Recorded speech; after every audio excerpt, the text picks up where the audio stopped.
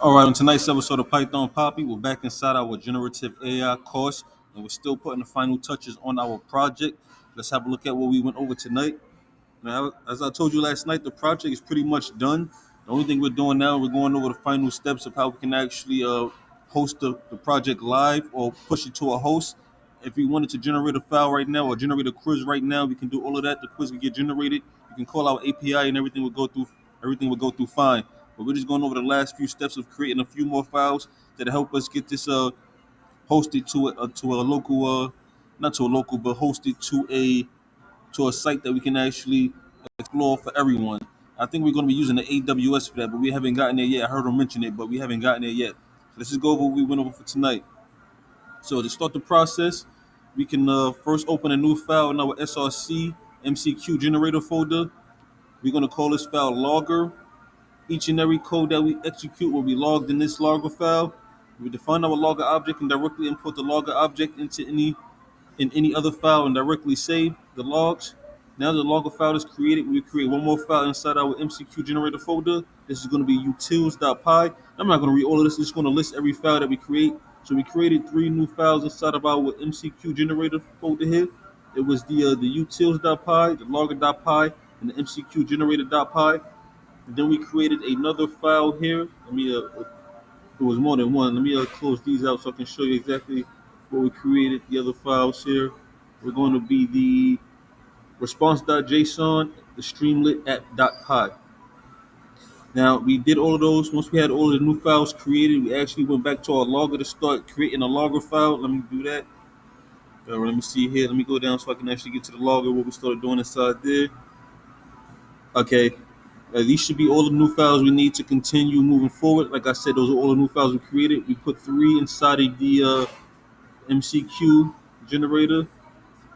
These three here, one, two, and three. And then we created the other two files outside of it. This one here and this one here.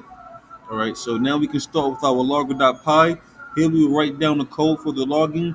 The purpose of this file is to log all of the important information of our code.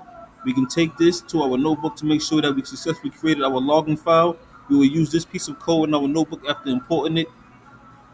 We will use this piece of code after importing datetime from datetime. I'll show you the code we use.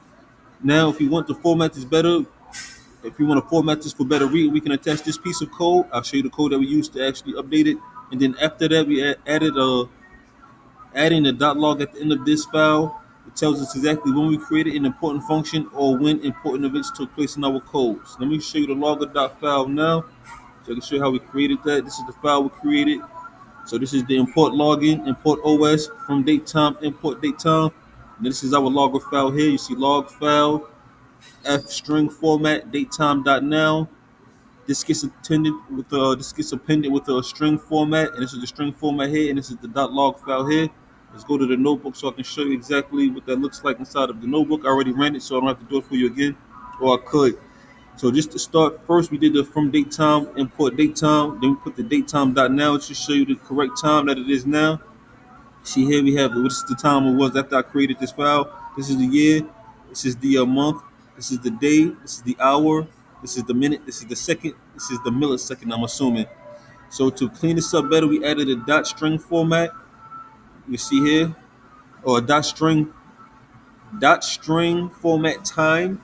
You can see here these are the format we use. So you can see here we have our month, day, year, hour, minute, and second. So that's what we did, and I can run it for you again so we can do it live. We can get an updated version of the time, so you can see the time now. As you can see, it didn't really much change. You have the same year, month, day, hour, minute, second. Clean that up. We're going to get it back again. We have the month, day, year, hour, minute, second. As you can see, that is the correct time here. As you can see, that's the same time here, 15 and 41 seconds. So that's what we did. That's what we implemented for now. Like I'm not going to jump ahead too far and do too much craziness. I'm just going to take it a piece at a time. Like I said, so when we do to the open source, I know exactly what to do, and it's committed to memory without having to have to go back and check too much. But yes, that's what we did for the night. We took some notes and we implemented our logging function. And this function is going to help us log all of the important events or functions that we create inside of our code. So if we want to timestamp everything, we know exactly when we created it. and exactly how to access it or locate it inside of our time space. So yeah, that's everything we did for the night. We're gonna keep moving forward. Of course, I will keep you posted every step of the way. But for now, it's the Python Poppy. You guys stay Gucci.